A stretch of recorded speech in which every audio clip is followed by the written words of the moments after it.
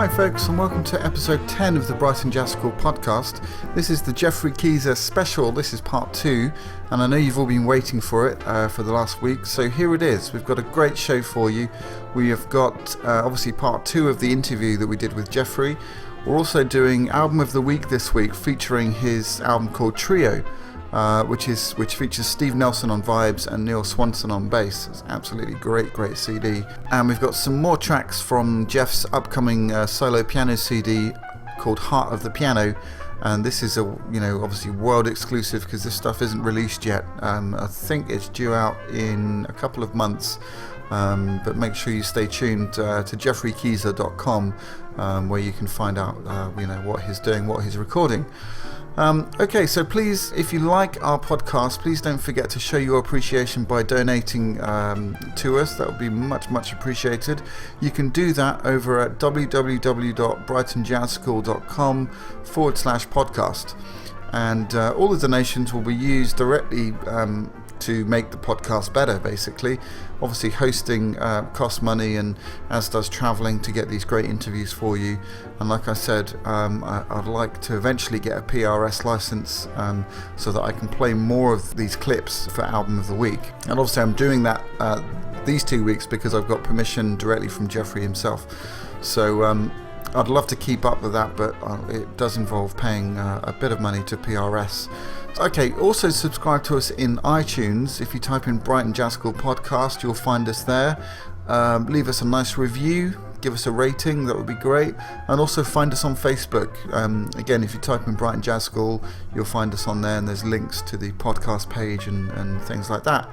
So that would be good. Okay, so before we start, I'd like to just bring your attention to a couple of new things that are happening at the Brighton Jazz School. First of all, we've got a new course starting on Monday the 26th of March, and this course is quite unique. It is entitled Jazz Piano for the Non-Pianist. Now that might sound a bit weird, but basically what it is, it's teaching the fundamental skills of jazz piano to people who haven't had much or any piano study before. So obviously, horn players, singers, anyone who's never played piano. And the idea behind this is that it will teach you how to voice chords, how to play 2-5-1s. It will teach you about chord extensions, comping, all within the context of learning some basic piano technique, correct fingerings, hand positions, things like that. So the course is really for anyone interested in learning about jazz harmony and learning some basic skills where you'll be at the point where you can comp over standards and things like that. So you can learn how to accompany yourself if you're a singer. You can learn another sort of visual way of looking at jazz harmony if you're a horn player. And generally it's a good thing. I think every jazz musician should be able to play a bit of piano just to back up. It's sort of an enhancement, really. So and obviously if you're a beginner pianist and you want to make the transition from the sort of grades into playing jazz, then it would be a great course for you guys as well. So that's running every Monday evening from 7 until 9 in Preston Park, and if you cannot make it, then we're running it every 4 weeks, so it's a 4-week long course, and if you can't make it, then just join up the following month. So again, contact me for more information about that. It's brightonjazzschool@gmail.com. We've also got the Brighton Jazz School Student Showcase concert coming up this Saturday at 1 p.m. That's the 24th of March, 1 p.m. at the Brunswick. It's a charity event and tickets are £8. The charity is Kinder Choices, which is a cancer charity, and it's specifically for Lynn Hazelden, which if you don't know Lynn, she's a local, I call her superwoman. She sort of does so much for other people, and she's in need of our help. She's got cancer. It's a pretty grim diagnosis, and she's trying to raise money to get some treatment, life-saving treatment in Israel, which is very expensive, but it could make all the difference to a really amazing woman. And so please show your support. If you're in the Brighton area on Saturday, come along and support us. It's going to be great music. We've got all sorts of things going on throughout the afternoon. Tickets are available from the Brunswick website, which is www.thebrunswick.net. And as I said, tickets are £8. And yeah, great to see you. Please show your support and come along at 1 o'clock on Saturday. Okay, so let's get the show underway. Thanks for tuning in. And as I said, visit the Brighton Jazz School website, stay in touch. We've got a forum there dedicated to the podcast where you can have your say about what I'm doing, post questions, suggestions, whatever you want, or email me directly. It's brightonjazzschool@gmail.com.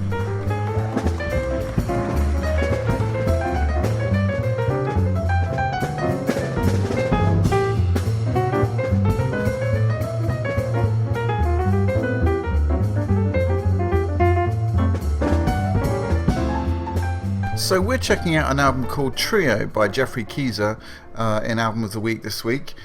It's not the normal kind of trio, it's a drummerless trio. So we've got piano, we've got vibes, and we've got bass. We've got Steve Nelson playing the vibes and Neil Swanson playing the bass. Now these guys are not really household names, say like Bobby Hutchinson and Ron Carter, but you know, they're great players, absolutely superb. Steve Nelson's one of my favourite vibes players. Just a fantastically fresh player, just full of energy, full of ideas, and he really gets a good run on this album. It was recorded in 1993 at the Montreal Bistro in Toronto, and each tune is sort of really from the bebop sort of tradition. The opening track is Relaxing at the Camarillo, which is a Charlie Parker tune. It's actually a blues in F. Great melody. There Are Many Angels in Florence, On the Lamb, and then he plays a solo piano medley of Darn That Dream and Sophisticated Lady, moving on to Monk's Epistrophe, and then finishing with a great Sonny Stitt rhythm changes called Eternal Triangle. Now, this is some seriously swinging music. You know, there's no drums obviously, but these guys are just full of rhythmic vitality. It just swings along, especially Relaxing at the Camarillo and Eternal Triangle. I'd have to say those are my favourite tracks. Not to say that the others aren't as good, but there's something about hearing Geoffrey Keezer playing a blues and hearing him play a rhythm changes that just brings him back to the sort of rootsiness of what this music is about. But it's so great to hear him sort of play on these tunes because, you know, we've heard rhythm changes millions of times before, we've heard blueses millions of times before, but the way he approaches it is so fresh and exciting, and they're great vehicles to really figure out what he's doing, like how he approaches harmony and things like that. So we're going to be taking a look at those two tracks in particular in Album of the Week this week. So let's start with Relaxing at the Camarillo. Now this is a great, fantastic blues written by Charlie Parker. I think it's one of his greatest blues heads that he's written. Absolutely go for it on this one. It's an opening track and it captures the essence of this live recording. Now Steve Nelson takes the first solo on this blues, and just a bit of background information about Steve. He was born in Pennsylvania, Pittsburgh, in 1954, and he's been a member of Dave Holland's quintet and big band for over a decade. He attended Rutgers University, and he's got a master's and a bachelor's degree in music, and he's also held a teaching position at Princeton. But he very much works with that sort of New York kind of cream of the crop of New York musicians, that New York style. So people like Kenny Barron, Bobby Watson, Mulgrew Miller, Johnny Griffin and Jackie McLean. One of my favourite albums that he's done is an album called Sound Effect, done in 2007, and that features Mulgrew Miller, Peter Washington and Lewis Nash on drums. Probably one of the great New York rhythm sections. Fantastic album, fantastic player. And he certainly doesn't disappoint on this track. He is an absolute master of playing chords, pure language, really, jazz language, and he's not afraid to kind of go outside. He'll really develop ideas. He'll develop an inside idea, and before you know it, he's way out there, and he's got this ability to sort of fool you into thinking that actually what he's doing is well within inside the chord. And before you know it, you realise actually this is really outplaying, but it's so melodic and it's so within context that it becomes all about melody, and whether it's outside or inside is neither here nor there really. So Geoffrey starts his solo with an idea that Steve Nelson really finishes his solo with, which is quite a nice way of, getting into a solo.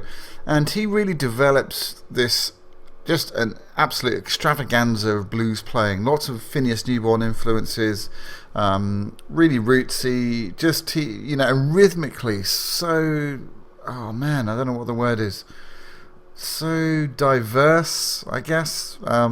He really sounds like a whole band on his own, but he's fully aware of the other instrument, he's fully aware of the bass, and he doesn't really overplay, but it's just so swinging, and it's in the tradition, and it's just great. I'm going to shut up and just let you listen to a little bit of it, but listen out for how he sort of just has this sort of amazing ability to string ideas together, and it's idea after idea. You really get the impression that he could just go all night long. Cue female laughter, and cue Geoffrey Keezer, his solo on Relaxing at the Camarillo.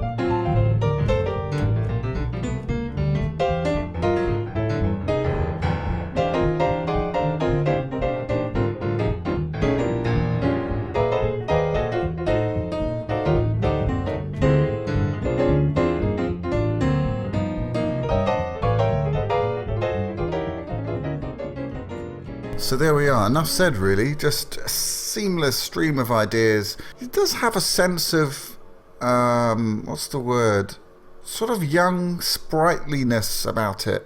I don't want to say immature, I mean obviously it's immature compared to the stuff that he does now, but I guess the freshness of it is what I'm looking for, that sort of just no fear, just absolutely willing to take risks at any time. I mean he's still like that now, but I don't know, it's just like that, you know when you're a teenager and you have that no fear of, you think you can conquer the world, you think you can do everything. Well, that's sort of the sort of vibe that I get from his playing at this stage in his career, which I have to say hasn't really dampened down as he's got older, which is really nice.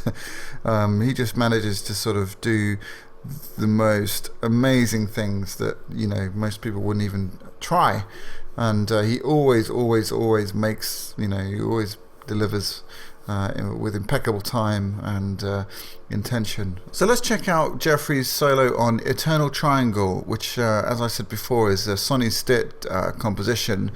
It's a brilliant rhythm changes, and great head. You got to learn the tune for that. But it's got an interesting bridge. It's not the standard rhythm changes bridge, which normally for you musicians out there, as I'm sure you already know, it's a 3-6-2-5, all dominant chords for 2 bars each, and you can put in the chord 2 optional. But this actually, it sort of uses a chromatic series of 2-5s. It goes B minor 7 for 1 bar, E7, then it goes chromatically to B flat minor 7 to E7. Then it goes down, scales down into 1 bar, smaller 2-5s, again chromatically, so A minor D7, A flat minor D flat 7, G minor C7, F sharp minor B7, and then back to B flat. So it's a very clever usage of the 2-5 movement there. Very, very popular in bebop, stringing those 2-5s. So listen out for that. 10 points if you get Geoffrey's quote and post it in the forum, and I'll send you a special, a special prize, a free MP3 of something maybe I've recorded. Actually, I better up the stakes a bit, otherwise you're not even going to bother to write in. I'll think of something anyway. Free giveaway. If you can tell me the quote that Geoffrey plays in around the sort of tail end of the clip of the solo that I'm going to play. Okay, so check this out. This is Geoffrey's solo on Eternal Triangle, and fasten your seatbelts.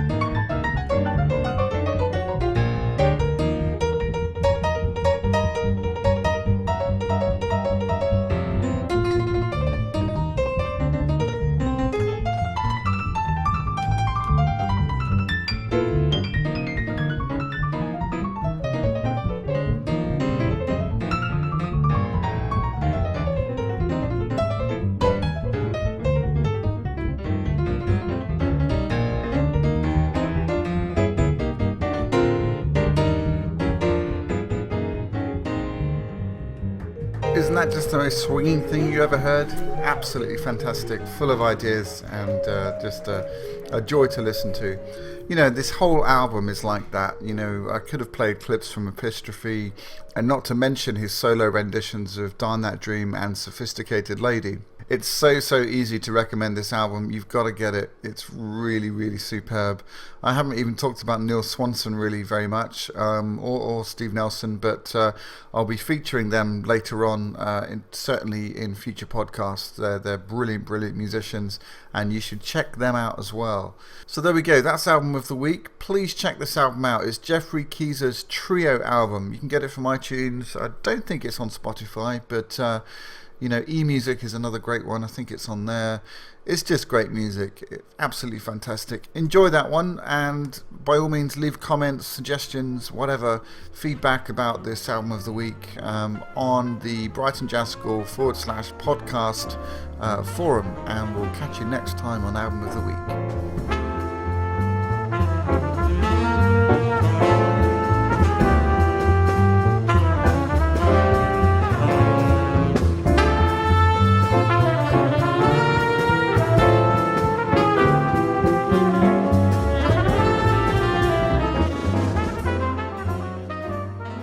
So, can you talk about how Phineas Newborn, you know, he influenced your piano playing, like specifically, what you took from him? Directly. I stole as much as I could directly from Phineas Newborn. Yeah. I really just loved, the record I got first was A World of Piano. And that record, it blew my mind. Yeah, it gave me a direction as a jazz pianist. I said, I want to be able to play like this. And if possible, in a somehow updated harmonic context or something like that. But in terms of the way that Phineas could play 3 or 4 independent parts, you know, at a time. If you listen to him playing Manteca, and when I heard the big band arrangement, the original Dizzy Gillespie big band, I heard all of those parts, and I went back and said, Phineas is playing the sax parts, the trombone parts, the trumpet parts, the bass.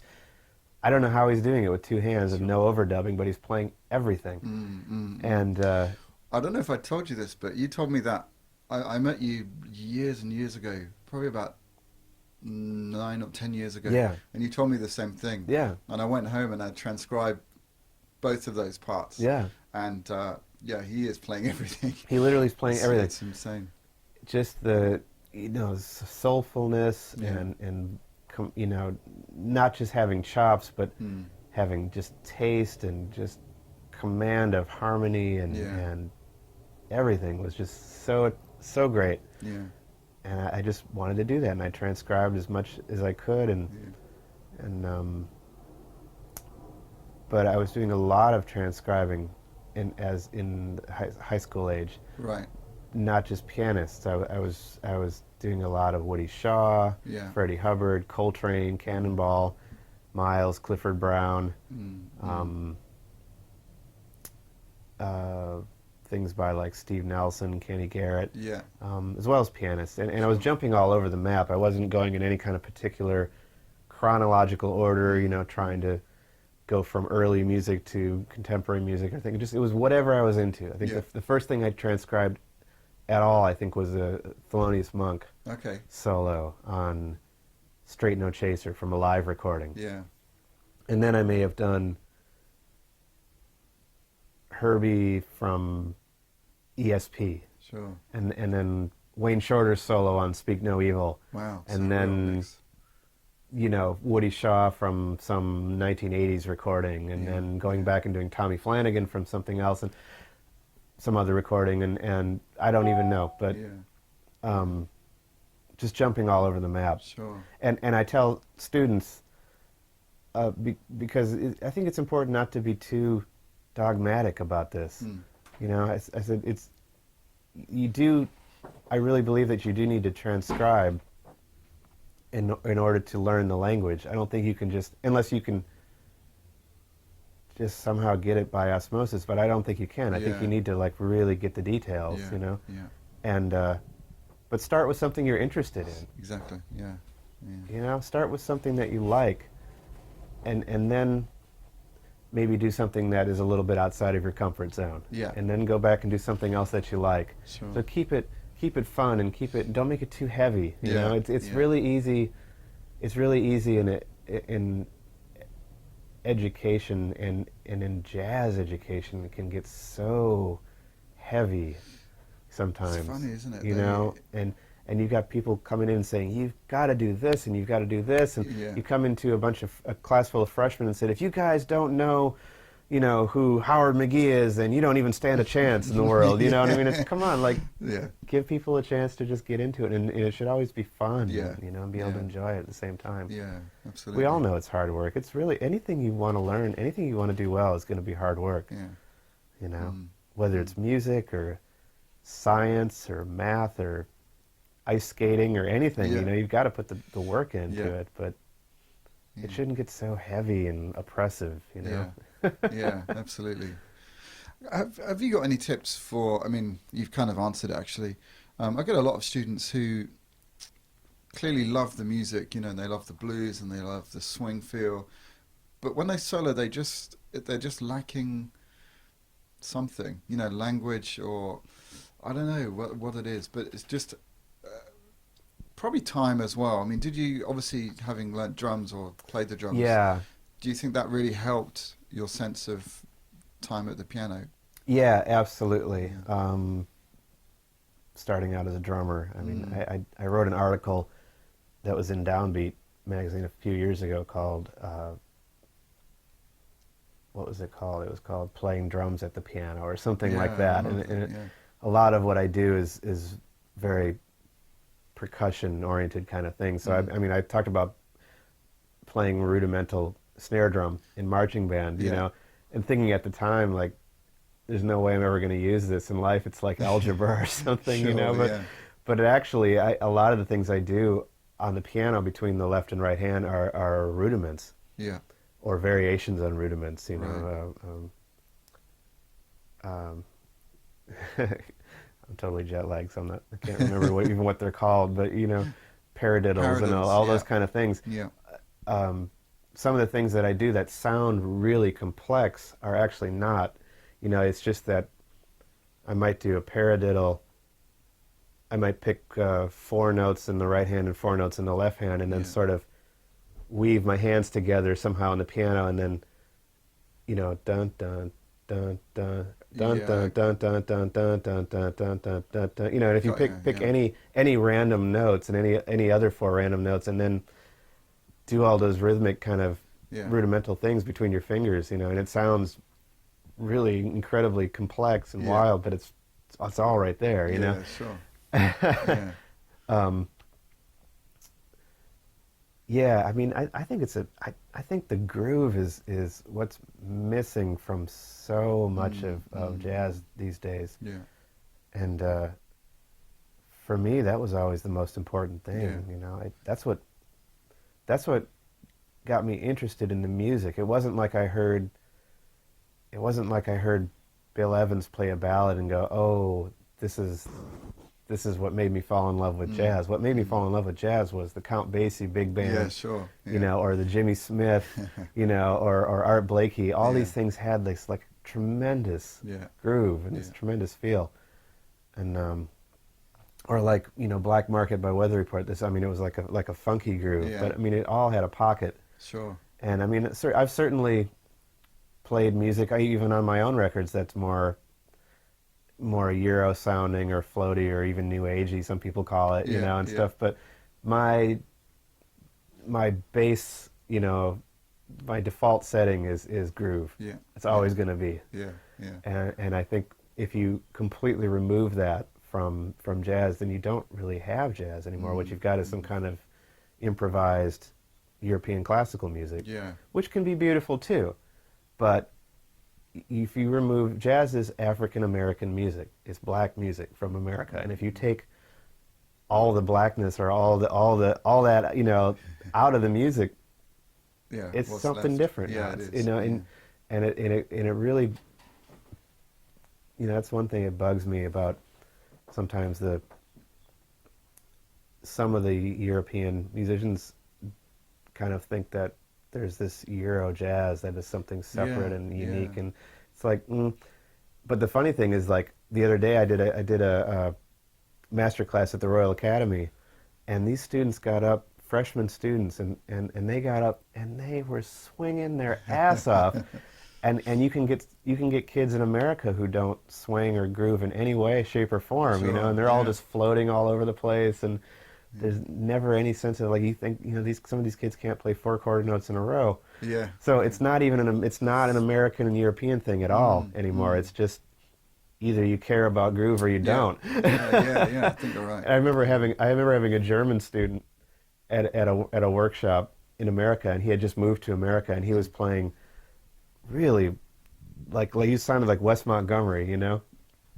And the guy, I said, because I had sort of this wrong idea in my head that the European musicians, none of them want to swing or whatever, you know. And I said, man, I'm really impressed. I said, you sound nothing like what I would expect from a European jazz player. He's like, and I'm not going to do a fake German accent or anything, but he said he moved to America because he said nobody in Germany wants to swing. But he wanted to, you know. So I mean, obviously I don't want to offend anybody, because I mean, I know there's great musicians all over the place, but to me, like, it's just so important to at least, if you know, you can choose to play any style or any beat or you want to, but you have to.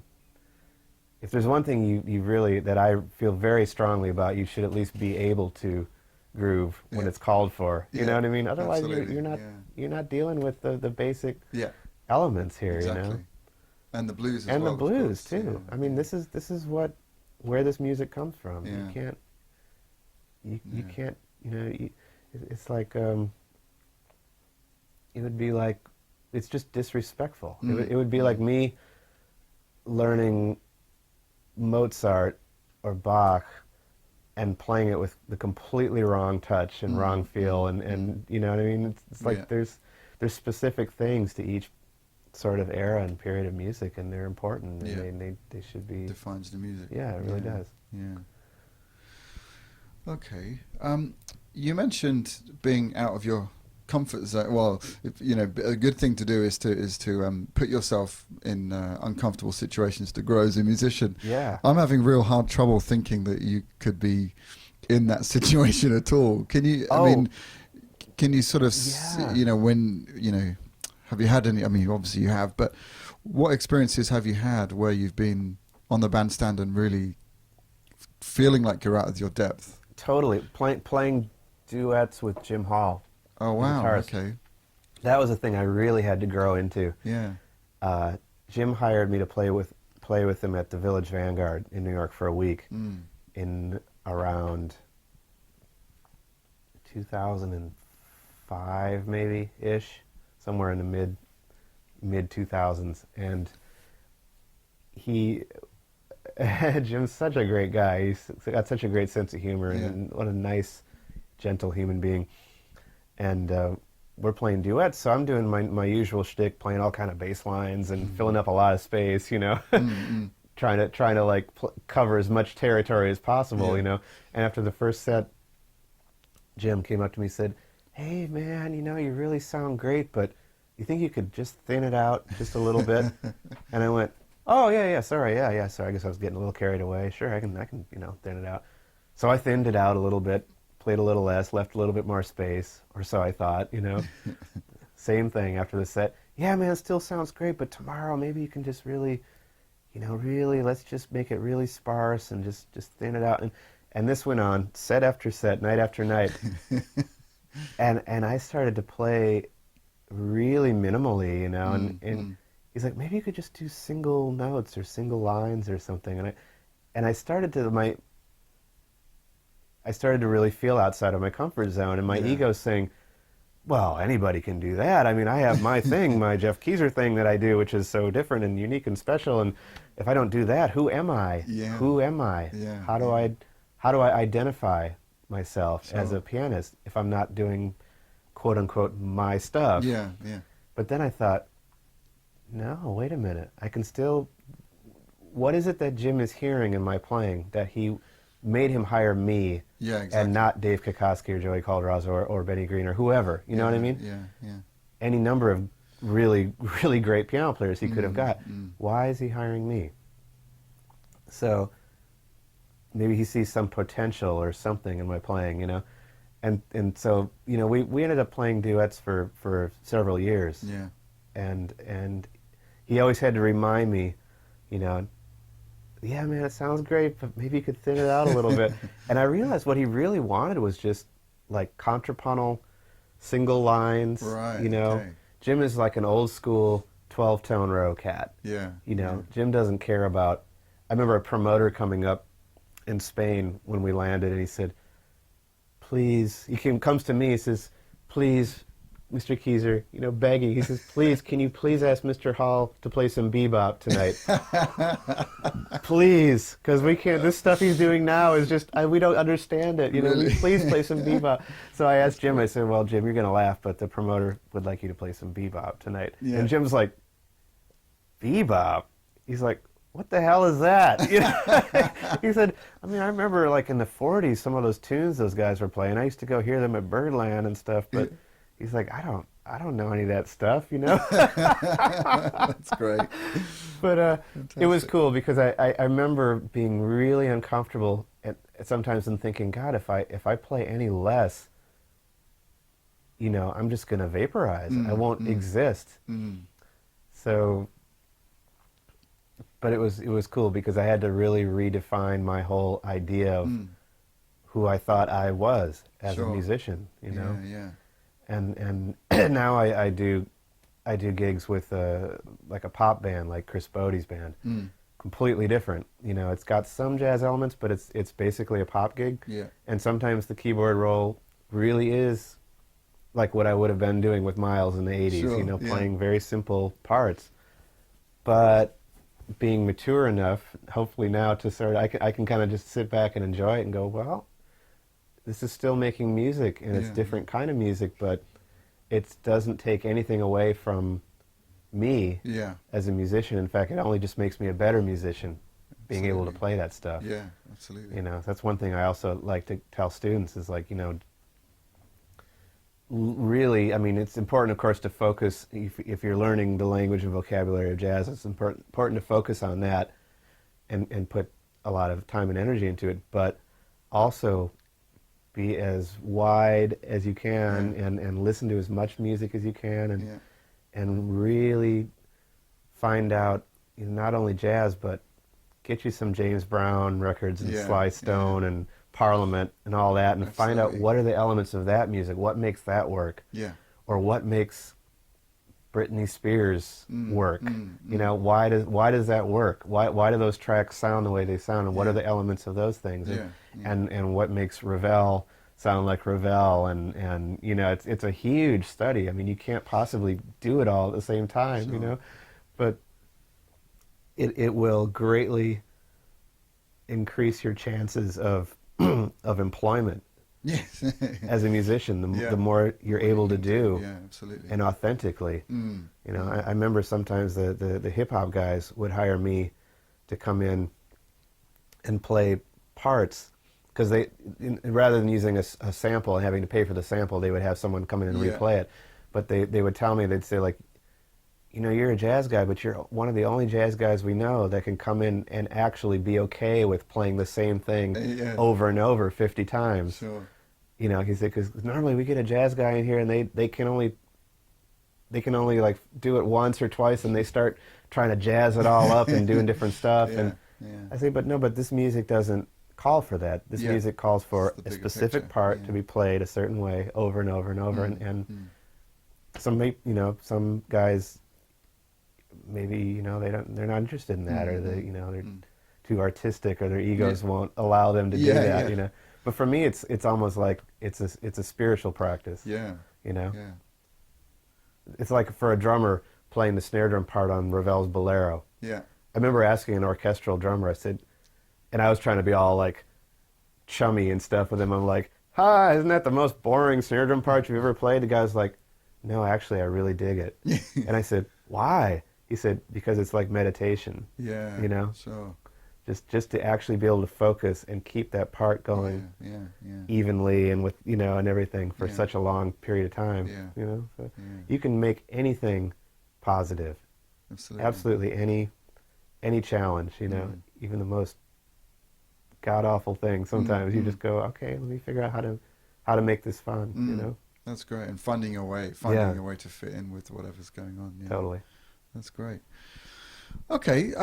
So can you tell us a little bit about some upcoming projects you have, recordings? Yeah, the new one, I just did a new solo piano record, and I'm still recovering from 01. Yeah, the new one's way better though. Wow. I mean, I've grown in 13 years as a pianist. When I listen to 01 now, I just feel like it's just so. It's so immature, you know what I mean? The new one, you're really gonna dig it. Yeah. I feel good about it. I feel happy about it. Like I don't feel like I have to be falsely modest. I think it's a really kick-ass record. Great. I practiced my ass off, dude. Yeah, I remember. I practiced for a month. Yeah. Hours and hours, and like actually wrote real arrangements. Yeah. Real arrangements of tunes, like. I didn't want to just go in and just make stuff up. I did make some stuff up. I mean, I didn't want to lose the magic of spontaneity and improvisation and all that, but I wanted to be able to present songs like I did Peter Gabriel's "Come Talk to Me," or Alanis Morissette's song "Still," or I did "Limelight" by Rush. These are songs that I love. I love. It's music that's important to me, and that touches me, and I wanted to be able to present those in a really unique way. So I wrote arrangements, and I did Limelight. So one of my favorite solo piano records of all time is "Tiptoe Tap Dance" by Hank Jones, and you've transcribed "It's Me, Oh Lord," and some of my other students have, and there's a very specific. Whenever you heard Hank play that, he always played it exactly the same way. He had a very specific reharmonization that he worked out, and he would always do it the same way. And it was so hip and so forward-thinking. He did the record in the 70s, But that record, to me, is a textbook of how to play solo jazz piano, because everything is there. The references to stride. The entire history of the piano is all in that record. It's all there. So I sat down and went, what would it sound like if Hank Jones played the music of Rush? And I wrote a very specific arrangement that harmonically owes a lot to Hank Jones. And that's that way of voicing chords. So you can play that track on this podcast. Yeah, I will. You'll hear great. it. And I'm leading off the record with it too. Yeah. Because it starts kind of mellow, and then it gets into like a big energetic thing by the end. And I approached Peter Gabriel's tune very differently. I actually approached Peter Gabriel's tune, "Come Talk to Me," in a way that I was trying to think. How he's doing his music now with the symphony. And how he's taking a very different approach, to all of his classic songs. Very different. And the orchestral writing is phenomenal. I love it. And it's kind of minimalist in a way, and where the strings are providing most of the rhythm, because there's no like drum kits or anything. Sure, So I actually tried to imagine if I were writing a string arrangement for Peter Gabriel, how would it sound on this song? And so I wrote that in my mind, but then I played it on the piano. Right. You know what I mean? Yeah. If that makes any sense? Yeah, it does, So I was trying to go for a very orchestral kind of arrangement, So that's very specifically notated. I play it the same way every time. The part that, when it gets to the improvisation or the solo, then it's going to obviously be different every night. But the way I present the melody is pretty much set. I did Donald Brown's song "New York." Which was a piece that he did with Art Blakey. I don't know if we ever. I don't think the Art Blakey band I was in ever played New York. Right. Yeah. But I did a piece by James Williams called "Take Time for Love." Oh yeah. Beautiful ballad. Yeah. Yeah. A song by Harold Mayburn called "The Man from Hyde Park." Okay. I don't know if you ever I don't know. heard that. It's based on the chord changes to.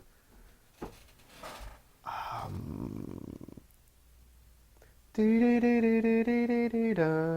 yeah. What is the song is you?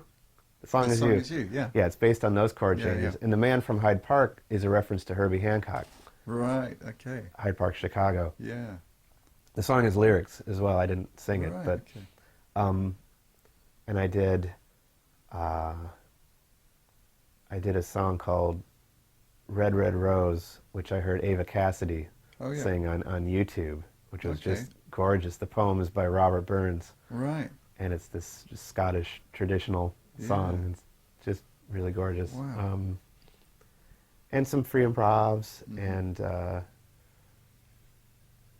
few other tunes that I'm not recalling what they are right now. But it's cool. I think I'm calling the CD, I'm calling it "Heart of the Piano." Okay, nice. Which is sort of a play on, people wanting to call the records "Art of the Trio" or "Art of the Piano" or "Art of the whatever." It's like, for me, it's the heart of the piano. Yeah, and what that refers to is, I feel as a musician that, even though I can go off and play any kind of style of music and have a good time doing it, for me, and playing different groups, whether it's full orchestras or big bands or trios or quartets or whatever, or gigs where I'm playing keyboards, or synths or whatever it is. But I always feel like when I come back and sit at the acoustic piano, that's really home. who I am. That really is what defines me as a musician more than anything else. And it's where I can always expand from. Mm-hmm. So I thought, if I really want to brand myself now at age 41, I've done so many different things and so many really cool projects and collaborations, Yeah. I said, I need to just make some kind of musical statement that is really just who I am, coming from my heart. Yeah. You know what I mean? So Yeah. And it's totally contemporary, and I'm not trying to prove how much I know about the history of the music, and all this kind of thing. I'm just trying to make something personal in the year 2012, you know? Right, yeah. As it's happening in that year, Yeah. That's great. And I really love that album you did, honouring the music of Hank Jones. Yeah. There's some pretty heavyweight piano players on that one. Yeah, well, again, I mean, Hank, big, along with Phineas Newborn, Hank Jones was probably my second biggest influence. Also guys like Ahmad Jamal, Chick Corea. Yeah. If I had to name five, and then Buddy Montgomery as well. Yeah. I used to see Buddy Montgomery play solo piano at the Parker Meridian Hotel in New York when I first moved to New York in the late 80s. And he had a 6-night-a-week gig just playing in a hotel bar. Yeah. And it was one of these pianos that had an actual, like a bar that went around the piano. Really? So you could literally sit at the piano and have a drink. And sometimes you'd see Johnny Mandel in there, and different celebs, hanging out, because they all love Buddy Montgomery, Wes Montgomery's brother. Yeah. And the way that Buddy played made a big impression on me, because he would use the full range of the piano keyboard.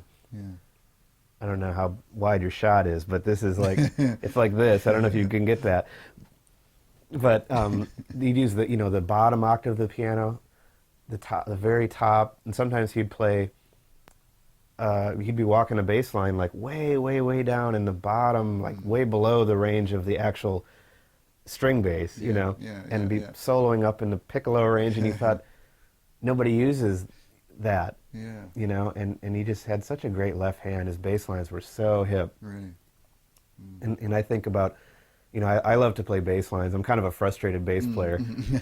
and sometimes I think my left hand listens to different people than my right hand does. Yes. And my left hand's like trying to be Jocko and Ray Brown and Bootsy Collins, and Paul Chambers, and my right hand's being all like Woody Shaw and Coltrane and all the jazz guys. Yeah, that's great. And then there's a hand in the middle, which is like these fingers, I mean, this is nothing new to classical pianists at all. Obviously you have to always be dividing your hands up and playing different voices, but I think in jazz it's not focused on as much, because in jazz we're always taught, at least these days in school, you're supposed to play chords with your left hand and solo with your right, and that's how like 95% of the piano players play. Exactly. The reason I think I was attracted so much to Phineas Newborn was that he really used, and Art Tatum obviously, of course. I mean, these guys use all 10 fingers, equally. A brain for each finger. Yeah, absolutely. I've always tried to play that way because I thought it was just more interesting. Yeah. That's great.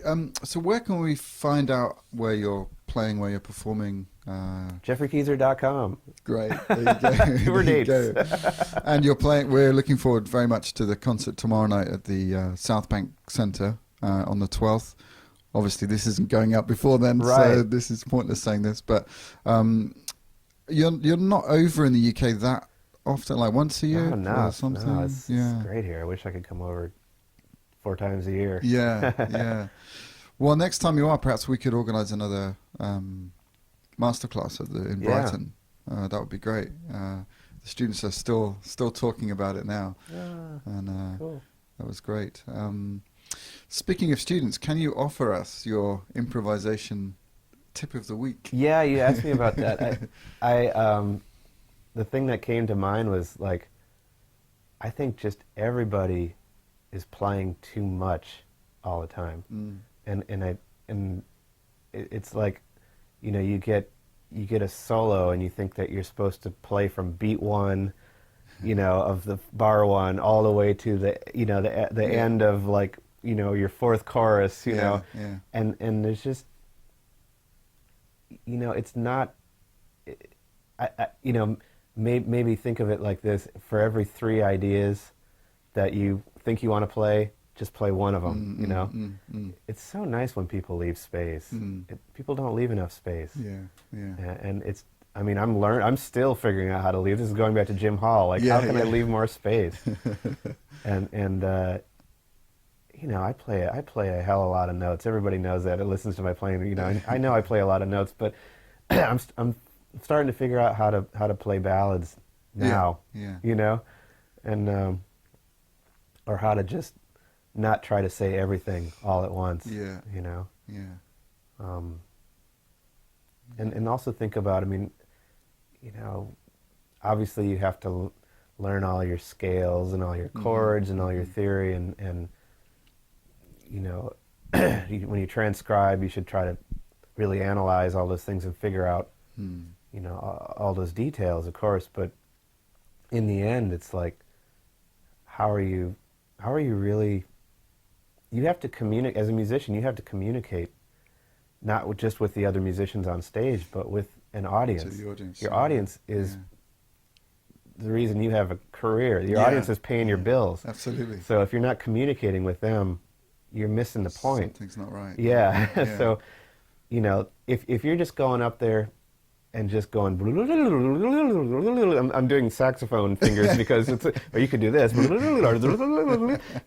But if you're just going up there and just playing a million notes and running all your licks and stuff, there might be a few really hardcore jazz fans or a couple other musicians in the audience that are going to dig what you're doing, but most of the people are just it's going to be over their heads, So, I mean, just think about your audience when you're playing and communicating. That's great. Yeah. That's great. I'm still trying to figure it out.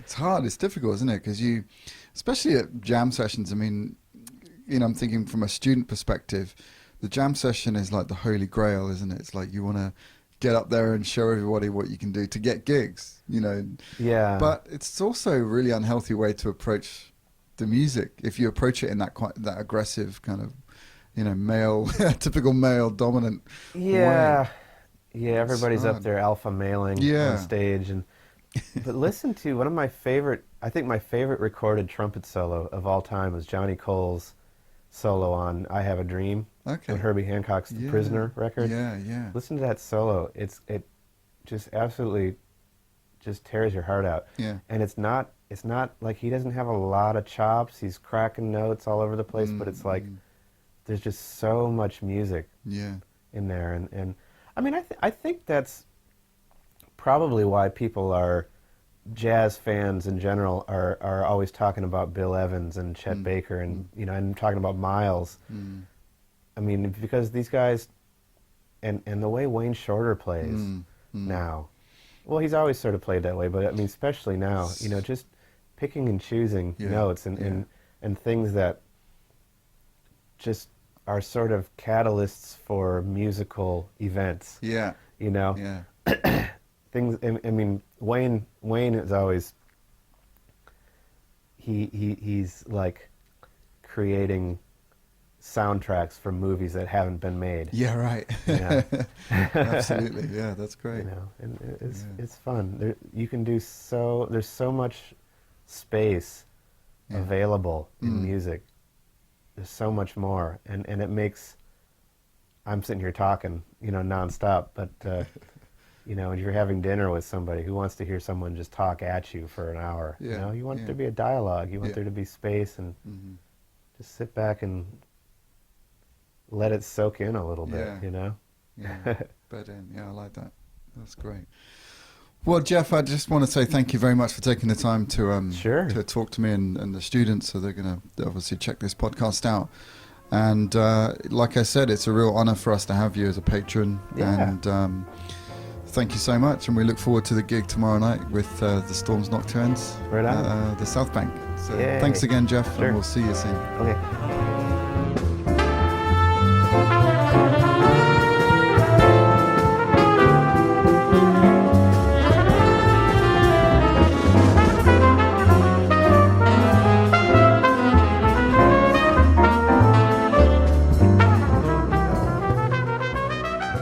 So thanks for tuning in, folks.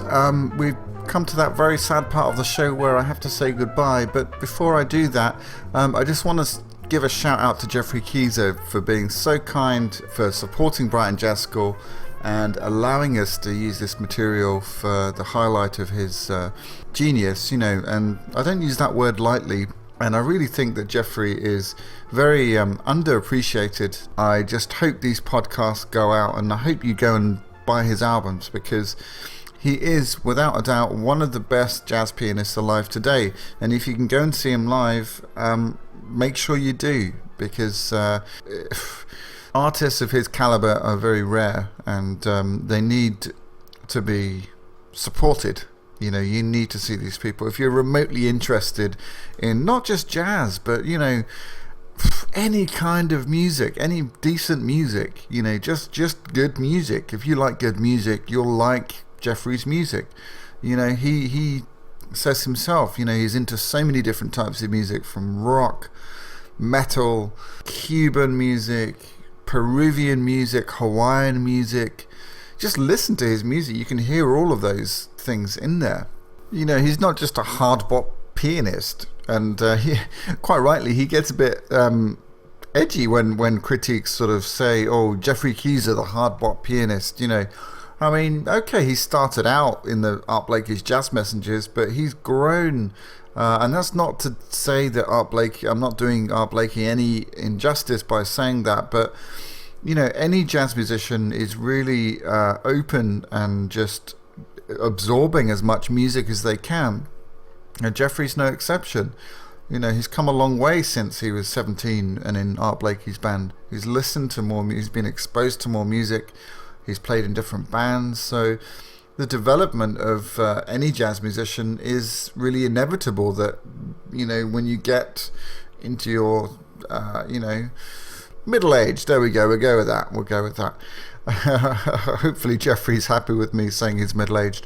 But there's such a wealth of great music out there, and it should be inspiring us as jazz musicians. We should be drawing upon as many different influences as we can, and Geoffrey is certainly doing that. And like I said, that's so evident in his playing. So please check out these different albums from all these different periods. They're all good. They really are. I'm not just saying that because he's his friend, but they're all superb, and he's at the top of his game.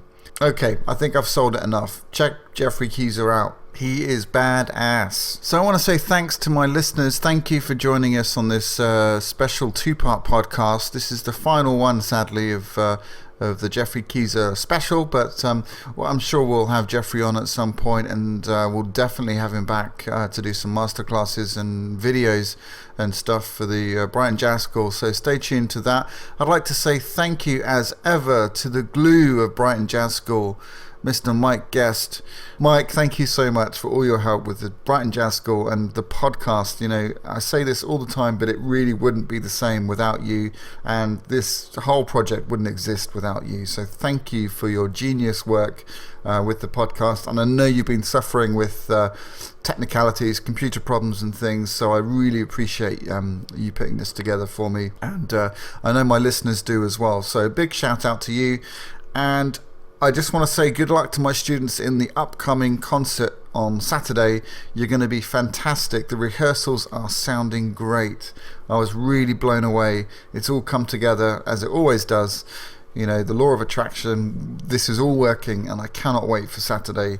And one more shout out, if you can make it on Saturday, please join us at the Brunswick. It starts at 1 p.m. Tickets are £8, available from the Brunswick website, thebrunswick.net, and get your tickets. Come along, introduce yourself, say hi. It's going to be such a great fun time, so we hope to see you there. In the meantime, I'm going to play you out with another exclusive track from Geoffrey Keezer's upcoming solo piano CD entitled Heart of the Piano. And this is a great tune. This is a Peter Gabriel tune, and this is Geoffrey's solo rendition of it, and it's absolutely mind-blowing. This is called Come Talk to Me. Thank you so much for listening. Join us next time on another edition of the Brighton Jazz School podcast, and this is your host, Wayne Mcconnell, signing off.